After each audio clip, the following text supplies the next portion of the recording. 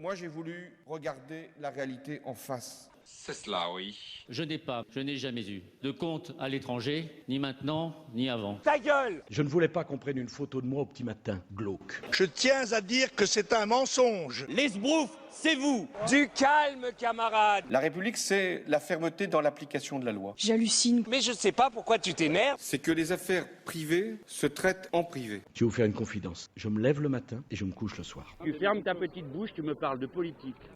Bonsoir à tous et bienvenue dans ce nouveau numéro de l'Hebdo Politique. Véronique Coté-Millard nous reçoit dans sa mairie des Clés-sous-Bois. L'Hebdo Politique, Nicolas Kirillovitz.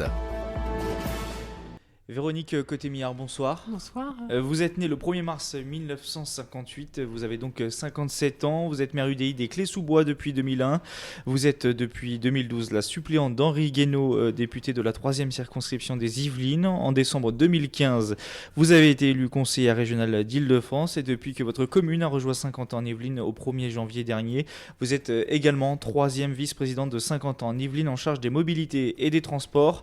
Ensemble, nous évoquerons l'actualité de votre commune et naturellement l'élargissement de l'agglomération de Saint-Quentin. Mais tout de suite, c'est l'heure du Money Time. L'Hebdo Politique, le Money Time. Le Money Time, c'est une série de questions-réponses rapides pour apprendre à mieux vous connaître et connaître votre point de vue sur l'actualité. Première question, c'est une première en France. Le conseil départemental du Haut-Rhin, à majorité de droite, a décidé de conditionner le versement du RSA à 7 heures de bénévolat par semaine. Que pensez-vous de cette mesure, de cette décision prise ? Écoutez, je la prends au moment où vous me la dites. Alors après, j'ai pas toutes les modalités, mais pourquoi pas demander à des personnes effectivement de faire du bénévolat. C'est aussi une façon de retrouver le marché du travail.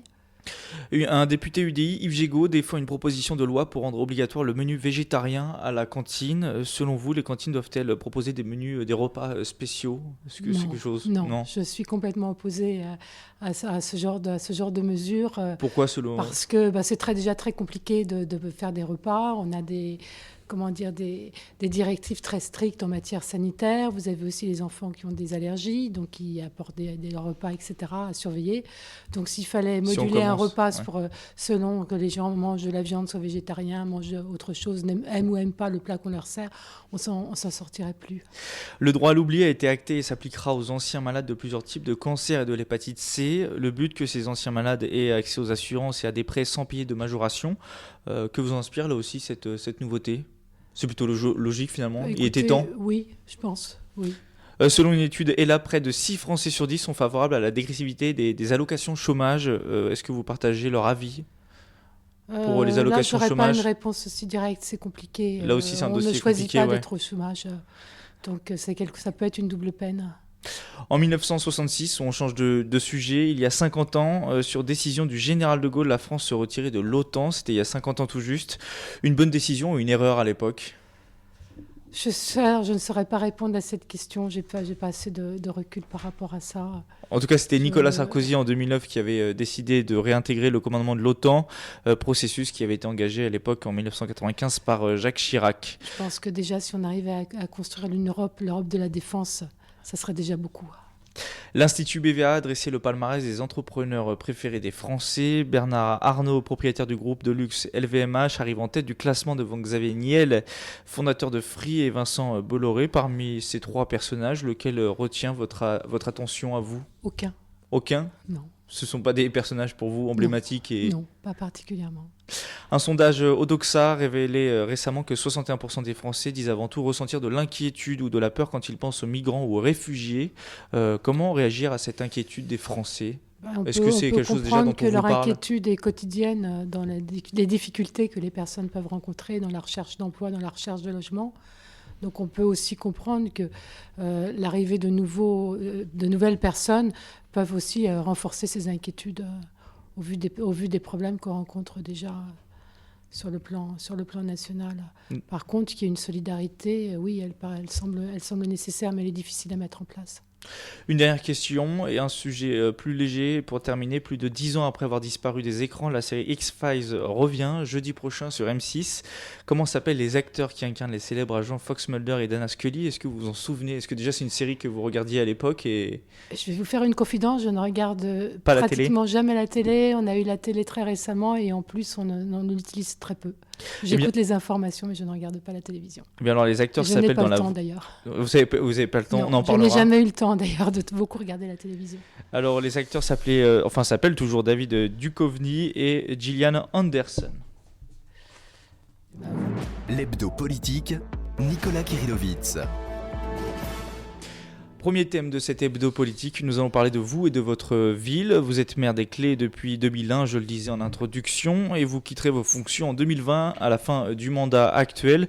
Vous l'aviez annoncé lors de la dernière campagne municipale. Est-ce que 2 ans après cette annonce, vous confirmez vos propos? C'est toujours une envie? Totalement. Totalement. Non, c'est une envie de faire ce mandat jusqu'au bout et totalement et avec passion. Mais après, oui, je l'avais annoncé que ça, je pense que 3 mandats, quels qu'ils soient, dans le même mandat, c'est bien et qu'il faut justement renouveler, que les électeurs aspirent aussi à du sang neuf et puis il ne faut pas s'enfermer dans une routine et si on veut être performant, il ne faut pas prendre d'habitude. Vous travaillez du coup à votre succession au sein de l'équipe municipale? Est-ce que non, pas vous y encore, réfléchissez parce déjà? que d'abord c'est très prétentieux, personne n'est indispensable. Et puis il n'y a pas de succession, c'est les électeurs qui choisissent le candidat qu'ils souhaiteront choisir. Après, il y aura peut-être des personnes qui vont se dégager, qui se dégageront et qui dégageront l'intérêt, susciteront l'intérêt des électeurs, mais ça ne nous appartient pas. Cela fait donc 15 ans que vous êtes maire de votre commune. Il vous reste 5 ans dans le mandat actuel.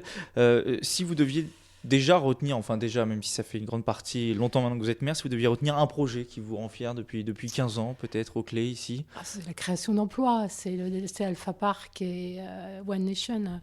On a créé à peu près 3000 emplois en 10 ans, donc c'est la création d'emplois qui est pour moi le sujet de la plus grande fierté. A contrario, s'il y a un projet, quelque chose qui fait nourrir chez vous quelques regrets, peut-être un projet que vous n'avez pas su porter ou vous aviez l'ambition de porter et finalement vous n'avez pas pu le faire?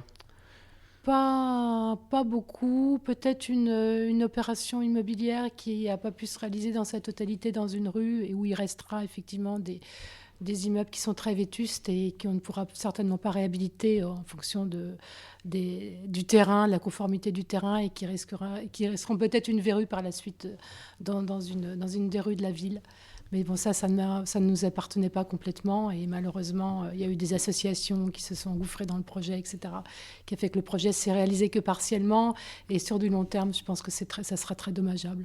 Voilà. Alors l'actualité de la ville est assez importante avec l'élargissement de la Casquille. Il vous reste 5 ans encore de mandat, mais est-ce qu'il y a un projet, une ambition que vous portez pour ces 5 dernières années? Alors à quel niveau, communal ou Casquille? Communal, ouais. Ah, communal. Oh, j'en ai plein, oui. On a plein d'ambitions. C'est toujours la question habituelle des journalistes, de retenir un projet. Peut-être aussi... on en a plein. Plus à court terme, on a le projet du nouveau marché avec un parking. On va en parler. Et à plus long terme, on a aussi un projet sur le sud de la commune, sur lequel il nous reste un gros terrain, de réaliser un aménagement qui puisse être, en complémentarité avec les besoins éventuels justement de la Casquille. Donc, on a encore un énorme terrain avec beaucoup de potentiel et pouvoir travailler ensemble sur un projet qui ne serait pas d'habitation, qui ne serait sans doute pas commercial, parce qu'on en a déjà beaucoup, de bureaux, de créateurs d'emplois, ou autre chose, ou tourner sur le loisir, ou en complément de gros projets hôteliers. On a plusieurs pistes de réflexion. Et oui, ça serait encore de l'emploi, et puis que ça s'intègre complètement dans l'environnement, quelque chose qui soit tourné vraiment vers la nature, l'environnement. Vous le disiez, depuis votre arrivée, la ville a su développer son côté commercial et attirer de nombreuses entreprises. Les Clés comptent aujourd'hui 5 zones industrielles et 3 centres commerciaux. Certains disent cependant, notamment vos opposants politiques, c'est le jeu politique, que vous gérez la commune comme une entreprise parfois. Qu'est-ce que vous répondez à cela? Est-ce que ce sont le genre de critiques qui vous touchent ou vous passez complètement au-dessus? Ça ne me touche pas du tout. Quelquefois, je trouve ça. Il y a quelquefois des critiques qui sont malhonnêtes, ou des choses qui sont racontées qui ne sont pas exactes. Mais en l'occurrence, dans la question que vous me posez, je trouve que c'est plutôt un compliment que de dire qu'on gère comme une entreprise. Et effectivement... Ça sous-entend peut-être aussi parfois de laisser l'humain au second plan et de voir l'entreprise, votre ville comme la ville, avec les nouveaux habitants, on a eu beaucoup de nouveaux habitants, et est une ville qui est plutôt considérée comme étant attractive. Donc voilà, je m'en réjouis. Il y a toujours des esprits chagrins qui veulent que les choses ne bougent pas ou revenir en arrière. Ce que simplement on peut dire au niveau de l'opposition, c'est qu'il n'y a que des critiques et il n'y a jamais moi, j'attends les propositions. Parce que moi, ça ne me pose aucun problème d'avoir un débat d'idées sur des propositions que l'on partage ou que l'on ne partage pas. Vous êtes plutôt dans le consensus personnellement, mais ce n'est pas forcément ce qui se passe aujourd'hui. Je ne suis pas forcément dans le consensus, mais je veux bien être dans le débat. Mais pour qu'il y ait un débat, il faut qu'il y ait des propositions. Et la critique systématique, et lorsqu'on vous dit, vous, qu'est-ce que vous feriez à notre place si on ne me répond, c'est pas notre problème, c'est pas acceptable. Parlons désormais de l'actualité de votre ville avec des sujets pas tout à fait récents comme le centre de loisirs des Bruyères. Alors, aux dernières nouvelles, un établissement pour personnes âgées doit être construit en lieu et place de ce centre. Est-ce que c'est un projet qui a soulevé d'ailleurs quelques interrogations de la part de la population? Où en est le dossier? Est-ce qu'on est toujours sur la même idée d'un établissement pour personnes âgées?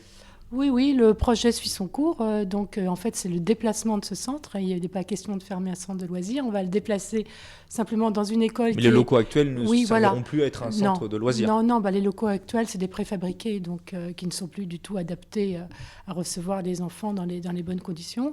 Il est apparu que nous avons une école qui est vide, qui va être complètement vide et qui pourrait accepter de recevoir des enfants pour un centre de loisirs plutôt que d'en reconstruire un neuf à des coûts prohibitifs dans les conditions financières que toutes les villes peuvent connaître, et qui pourraient les accueillir d'ailleurs dans de très bonnes conditions parce qu'il y a un très grand terrain autour qu'on pourrait aménager.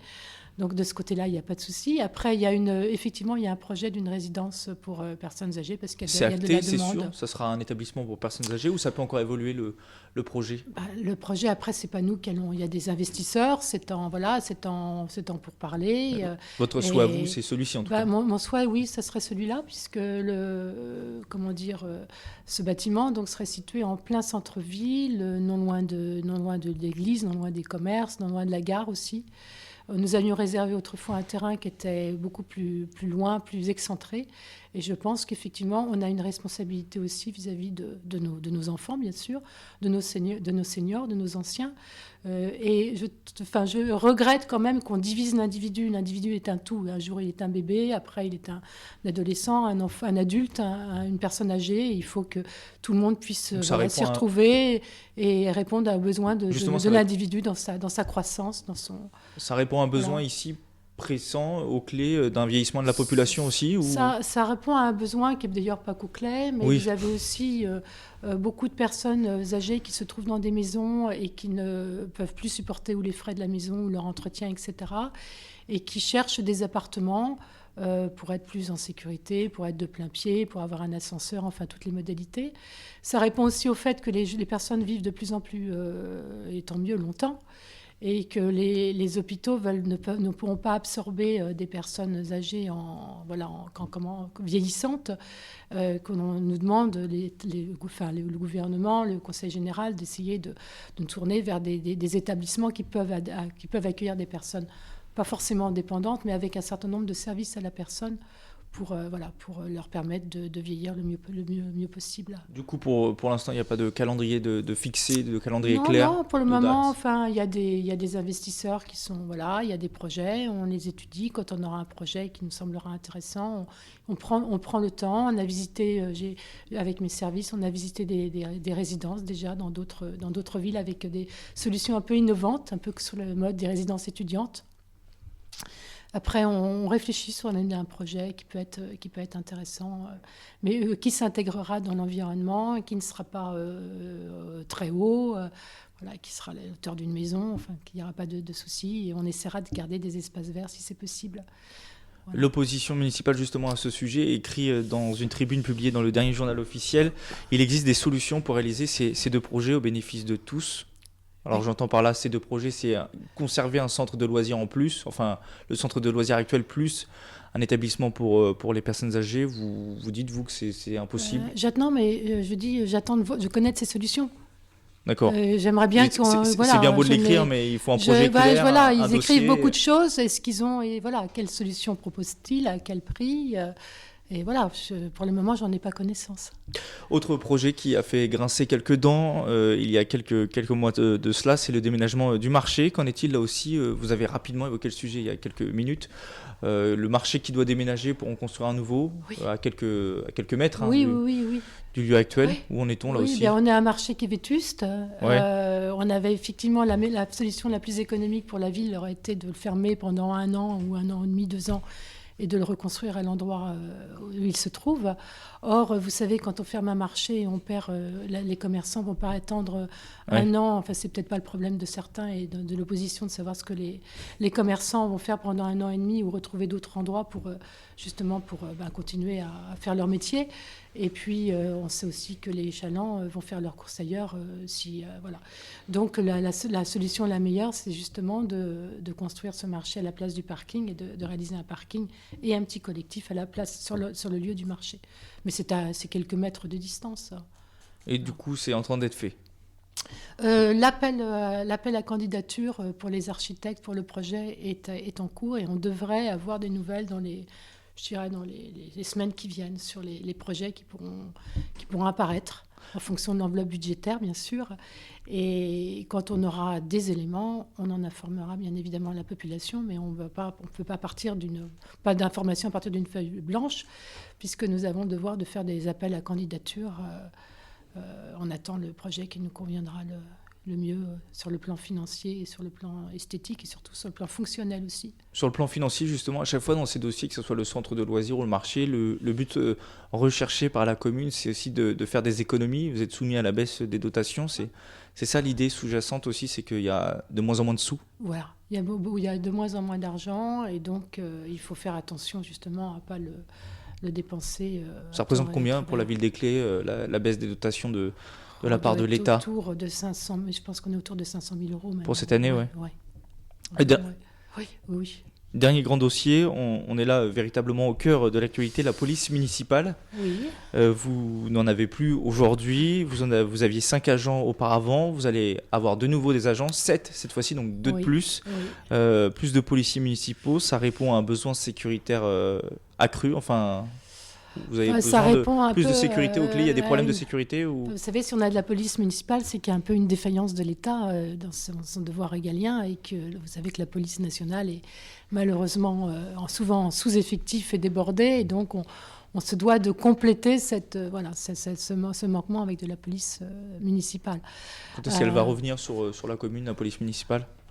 Alors, les recrutements sont en cours. Je pense que maintenant, puisque les personnes ont des délais avant de pouvoir quitter une commune ou arriver dans une autre commune, je pense qu'on devrait les avoir d'ici le mois de mars, donc assez prochainement. Une police municipale, ça favorise aussi le lien, on va dire, avec les habitants. Oui, voilà, on veut une police de proximité. Ça sécurise aussi beaucoup les gens. Ils ont aussi des actions aussi pendant les vacances. Ils font des virées pour voir s'il n'y a pas de problème de risque de cambriolage, etc. Enfin, c'est vraiment une police, de proximité que l'on souhaite avoir. Et financièrement, c'est supportable, ça, pour la mairie ? C'est un coût, un investissement important ? Ça, bien sûr, c'est un coût. Alors après, c'est budgété, j'imagine ? C'est budgété, mais c'est des choses qu'on fait moins. C'est des moins ailleurs, forcément. Donc, dans quel domaine, justement, vous êtes obligé de faire des économies pour que la balance... soit à l'équilibre. Déjà au niveau des recrutements, on recrute que vraiment là où on fait très attention, là où c'est indispensable. On a demandé à tous les services de faire des efforts sur chaque budget de moins 5, moins 10%. D'ailleurs, c'est une évolution, ça, vous qui êtes maire depuis 15 ans. J'imagine que quand vous êtes arrivé, la situation financière des mairies en général était meilleure. Vous avez vu une évolution de votre métier ? Elle était catastrophique quand je suis arrivée. Parce Alors, aux Clés, oui, on était pratiquement mis sous tutelle. D'accord, donc finalement, pour vous, quand on entend les autres mairies qui se plaignent de la situation actuelle, pour vous, c'est presque... Non, nous, on s'en sort bien parce qu'en fait, on a réussi à avoir des rentrées entre autres par nos centres commerciaux. Qui, rien que One Nation, c'est quand même 1 million d'euros pour ceux qui critiquent le centre commercial, c'est quand même 1 million d'euros de revenus pour la commune, mairie. Ce qui est quand même pas du tout anodin. On a réussi à sauver aussi la société ex-Bull qui était Atos et qui est restée, qui est aussi un des gros contributeurs de la ville. Après, parmi les gros contributeurs de la ville, vous avez les entreprises. Et on a 2-3 leaders mondiaux qui font aussi partie. Donc il faut être suffisamment attractif pour attirer justement des entreprises, de l'emploi et aussi des ressources financières pour la commune qui nous ont permis de réaliser des opérations. Et puis on a acheté des terrains, un petit peu comme dans un grand Monopoly. Et on revendu ces terrains.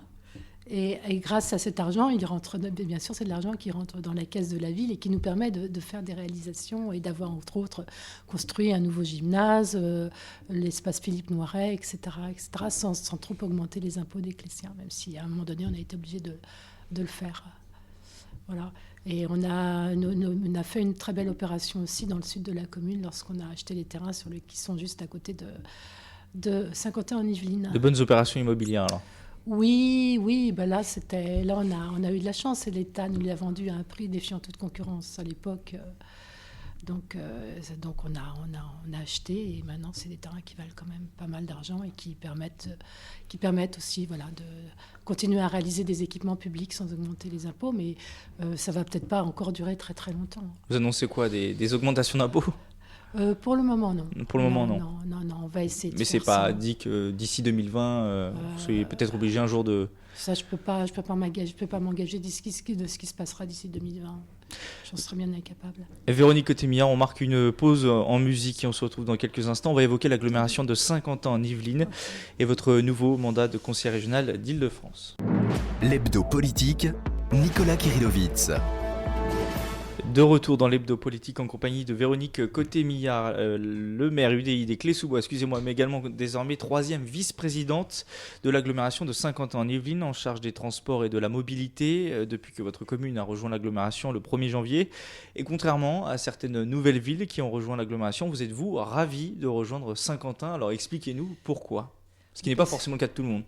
Nous sommes très contents de rejoindre Saint-Quentin parce que c'est un territoire qui a du potentiel. C'est un territoire deuxième produit intérieur brut de France. Donc c'est un territoire dynamique, en mouvement. Donc je pense que c'est une chance pour la commune des Clés de rejoindre ce dynamisme. Vous vouliez déjà les rejoindre. À la base, vous avez rejoint la communauté de communes de l'Ouest parisien. Vous étiez avec Plaisir et Villepreux. Pour vous, ça a été... Pendant 2 ans, ça a été 2 années perdues presque. Oui, 2 années de perdues et il ne s'est pas passé grand-chose, il ne s'est même rien passé puisque nous avions déjà des syndicats en commun qui ont été repris et ça n'a pas changé vraiment l'existence, sauf que ça a créé une structure supplémentaire. Aujourd'hui, vous êtes 3e vice-présidente donc en charge des transports et de la mobilité. Est-ce que c'est un portefeuille qui vous convient? C'est celui que vous aviez demandé ou... Je ne l'avais pas demandé, mais quand on me l'a proposé, j'ai rien demandé, mais quand on me l'a proposé, j'étais ravie. Parce que c'est quelque chose de très concret et qui est une des préoccupations avec l'emploi et le logement des habitants et en général des citoyens. C'est les moyens de transport. Si vous n'avez pas de transport, vous ne pouvez pas vous rendre sur votre travail, vous êtes obligé de loger de plus en plus loin, etc. C'est extrêmement important. Et nous, sur notre territoire, on a une défaillance et un retard assez considérable. Quand vous parlez de votre territoire, vous parlez de Saint-Quentin ou des Clés? Des Clés, de Villepreux, alors peut-être un peu moins de plaisir, mais nous sommes encore presque à l'âge de pierre au niveau des transports par rapport au territoire déjà de Saint-Quentin. Donc, alors vous avez très content de rentrer dans cette dynamique. Vous avez des lignes de bus ici aux Clés, vous avez une gare en commun avec Villepreux. Oui, on a une gare en commun avec des trains qui se sont un petit peu améliorés, même si ça reste encore... assez compliqué. Qu'est-ce qu'il faudrait dans le monde idéal alors?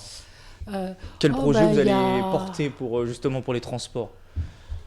On a plein de projets. Déjà au niveau des bus, je pense qu'on souhaiterait avoir des lignes de bus beaucoup plus fréquentes, beaucoup plus régulières, le week-end, voire la nuit, plus de sécurité dans les transports. On aimerait aussi avoir la réalisation, mais ça ne dépend pas que de Saint-Quentin, mais ça dépendra aussi de la région d'un parc relais, parce qu'on a des problèmes aussi de stationnement, entre autres aux abords de la gare. On aimerait avoir c'est vrai, tout ce qui est mis en place au niveau communication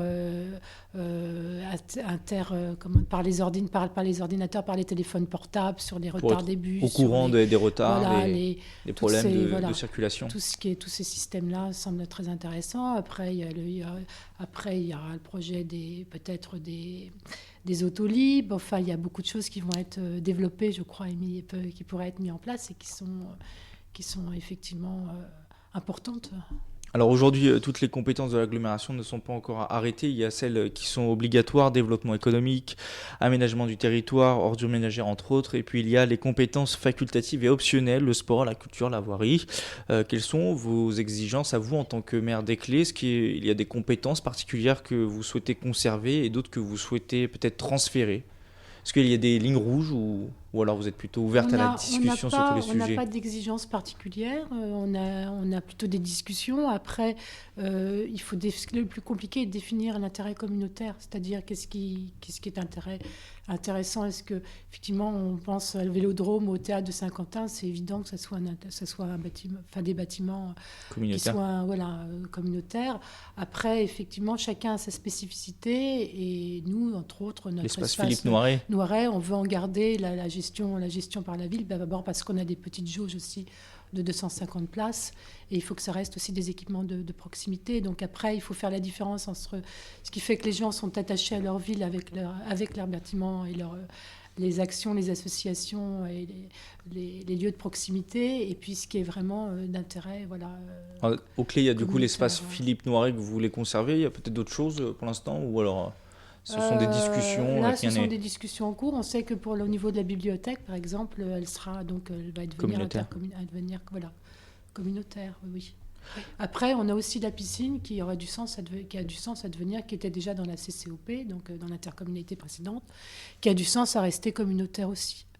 Quand un équipement devient communautaire, c'est l'objectif, c'est aussi de faire des économies. Est-ce que rejoindre l'agglomération de Saint-Quentin, c'est mutualiser ? Est-ce que vous réalisez aujourd'hui déjà des économies ou alors c'est pour le plus long terme ça ? Faire des économies, il va falloir sourire, non, ça paraît d'être le cas. Il va falloir qu'on nous le prouve, on aimerait, mais c'est pas le regard que porte la Cour régionale des comptes sur les intercommunalités, donc il va falloir aujourd'hui ça vous coûte de l'argent être très vigilant. Pour le moment, on est dans les transferts, donc faites attention à ça. On va partir à un point zéro, c'est-à-dire que ça nous en rapportera pas, mais ça nous en coûtera pas cette année. Après, ça risque d'être un petit peu différent. Après, ça peut coûter de l'argent, mais si ça apporte des services supplémentaires importants, c'est un autre débat. Mais le but est quand même de mutualiser et que ça en coûte le moins possible. Un mot sur les polémiques au sein de l'agglomération entre les élus de gauche qui s'estiment mis de côté avec zéro présidence et la majorité. La tension ne cesse de monter depuis des mois. Est-ce que ça vous a fait peur ou est-ce que vous avez craint le pire quand vous étiez encore à l'extérieur de l'agglomération, quand vous voyez ces tensions monter ? Et aujourd'hui que vous y êtes, moi, je déplore. Je ne suis pas quelqu'un qui aime les confrontations. J'aime les confrontations d'idées, mais pas sur des plans, j'allais dire, purement politiciens. J'aime les confrontations d'idées, de projets. Et par contre, je suis plutôt quelqu'un qui préfère rechercher des consensus, puisque c'est un territoire et on a vocation à travailler tous ensemble. Donc pour moi, il est impensable qu'on ne puisse pas travailler tous ensemble dans des bonnes conditions pour le devenir de tous nos concitoyens. Et c'est ce qui fait d'ailleurs que les gens finalement détestent la politique. La politique, c'est la politique de la ville. Après, on a des sensibilités qui font qu'on défende certains programmes plutôt que d'autres, etc.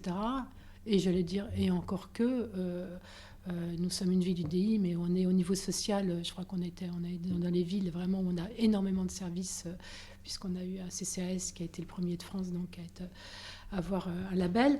Non, je pense que c'est dommage d'en arriver à cette situation, et j'espère qu'elle ne perdurera pas. Est-ce que vous avez d'ailleurs un rôle à jouer, vous, en tant que peut-être nouvelle commune entrante, pour apaiser, on va dire, des tensions qui sont finalement existantes depuis des décennies ? On a un sentiment parfois de vengeance de la droite envers la gauche qui boude la droite. Est-ce que c'est votre rôle à vous ? Est-ce que vous êtes en contact avec les élus de gauche, par exemple, vous ? Je suis en contact avec les élus de gauche, bien sûr, et je vais l'être de plus en plus dans le cadre de ma délégation de transport, parce que cette délégation, pour moi, elle couvre l'ensemble du territoire et peu m'importe l'étiquette politique des élus. Ils ont été élus démocratiquement et ça ne me pose aucun problème. Parlons pour terminer de votre nouveau mandat, conseillère régionale. Vous étiez sur la liste de Valérie Pécresse, donc vous êtes ravie, j'imagine, de cette nouvelle fonction. Vous en êtes fière. C'est celle qui vous rend le plus fier aujourd'hui? Je ne sais pas si ça me... Non, je ne veux pas dire que ça me rend pas fière. Particulièrement, non. Ni pas fière, c'est... j'allais dire, j'étais plutôt honorée de la confiance qui m'a été faite. Et après, maintenant, il y a du travail à faire. Et je suis très contente parce qu'il y a une vraie dynamique. Il y a eu un énorme travail qui a été fait en amont déjà sur les dossiers, puisque une partie des personnes, donc des conseillers régionaux actuels, siégeaient déjà dans l'opposition, donc ont une bonne connaissance des dossiers. Et il y a une vraie volonté de faire avancer les dossiers sur l'ensemble de la région Île-de-France. Et il y a une vraie volonté, j'espère qu'elle sera, comme pour la SCASKI, qu'elle se mettra en mouvement et surtout qu'elle sera vérifiée, c'est-à-dire de travailler pour l'ensemble des citoyens et donner une autre image de la politique. Maire des Clés, 3e vice-présidente de l'agglomération et conseillère régionale, comment vous gérez votre nouvel emploi du temps? Difficilement, j'imagine? Non. Vous déléguez peut-être les affaires communales qu'avant? Oui, j'étais beaucoup investie au niveau de Paris Métropole. Donc là, maintenant, la métropole de Paris s'est construite. Donc ça m'a libéré du temps. Ça rééquilibre finalement, pas plus qu'avant. Ça m'a relibéré du temps. Non. Et puis bon, c'est le 3e mandat de maire. C'est vrai qu'on a quand même... on peut se concentrer plus facilement sur les gros dossiers. Et puis, on n'est pas tout seul. Vous connaissez déjà le travail. Personne n'est tout seul. On a évidemment l'équipe municipale, les adjoints, les élus, et puis le personnel municipal qui, pour certains, elles sont là depuis le début de mon premier mandat, donc ils connaissent très bien aussi le fonctionnement d'une mairie. Donc vous êtes à la région, vous connaissez maintenant l'agglomération de Saint-Quentin, vous êtes maire, vous n'êtes pas conseillère départementale, mais ça fait quand même beaucoup de strates. En fait, en France, on parle beaucoup du millefeuille. Si on devait supprimer une strate pour vous, ce serait laquelle aujourd'hui? C'est pas comme ça que on devrait supprimer. Il n'y en a pas une de trop? Strate, ça serait effectivement, il y a beaucoup trop de strates entre effectivement les départements, la région, la métropole de Paris. On s'y perd un peu. Oui. Il faut être spécialiste du domaine pour comprendre aujourd'hui qui fait quoi. C'est plus à ce niveau-là. Après, avoir plusieurs mandats, c'est intéressant parce que c'est vrai qu'en tant que maire, ça paraît inconcevable, et vous l'avez dit tout à l'heure, que les maires ne représentent pas leur commune au sein d'une intercommunalité.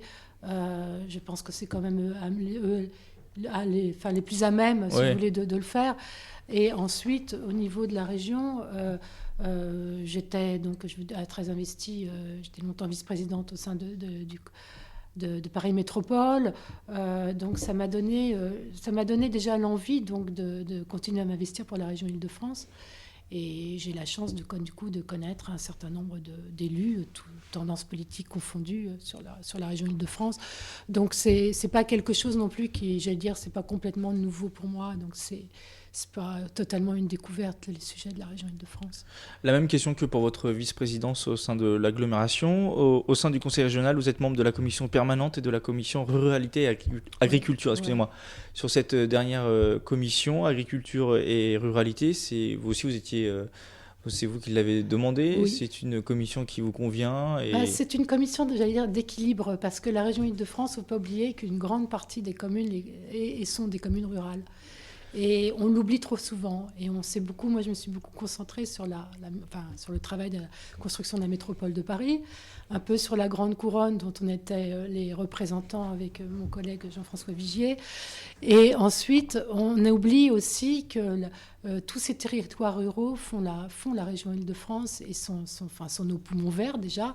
On y parle aussi beaucoup de l'environnement. Et je souhaitais qu'ils ne soient pas oubliés. Ils ont déjà été oubliés dans l'unité urbaine de Paris. Ils ont été exclus, et je souhaitais que ces territoires qui sont essentiels à notre équilibre, à notre développement, les parcs régionaux, etc. Pour moi, c'est très important d'avoir aussi cet aspect global. Sinon, on n'a qu'une partie de la région Île-de-France et donc c'est un regard qui est tronqué. Alors, vous m'avez lancé parfaitement pour ma dernière question. On entend beaucoup aujourd'hui que le monde agricole et rural sont les parents pauvres des politiques actuelles, laissés à l'abandon, et que c'est pour cela d'ailleurs qu'il y aurait un vote massif en direction du Front National. Est-ce que vous partagez cette analyse politique ? Je crois comprendre que oui. Alors pour le vote massif du Front National, je ne sais pas. Il y a aussi une qualité de vie. Les territoires ruraux, c'est compliqué parce que vous avez la qualité de vie, mais vous n'avez pas toujours tous les services que vous avez dans les grandes villes. Donc il faut pouvoir à la fois garder cet équilibre-là, leur permettre via des transports de pouvoir accéder aux grandes villes pour avoir un certain nombre de services, et nous, de pouvoir nous rendre dans les territoires ruraux pour profiter des espaces verts et avoir un petit peu de la nature aux portes de Paris. Donc il n'y a pas vraiment d'abandon pour l'instant, en tout cas. Enfin, vous n'avez pas ce sentiment que le monde agricole et rural soit abandonné? Je viens de rentrer dans la commission, donc je vais aller rencontrer, mes collègues et un petit peu les interroger sur leurs attentes et leurs souhaits. L'hebdo politique. C'est la fin de cet hebdo politique. Merci Véronique Cotté-Millard d'avoir participé à cette émission, d'avoir répondu à nos questions. Vous êtes, je le rappelle, maire des Clés-sous-Bois, maire UDI. Vous pouvez retrouver cette émission en podcast audio et vidéo sur notre site radiosensation.fr. Bonne soirée et bonne semaine à tous à l'écoute de Sensation Yvelines. L'hebdo politique sur Sensation.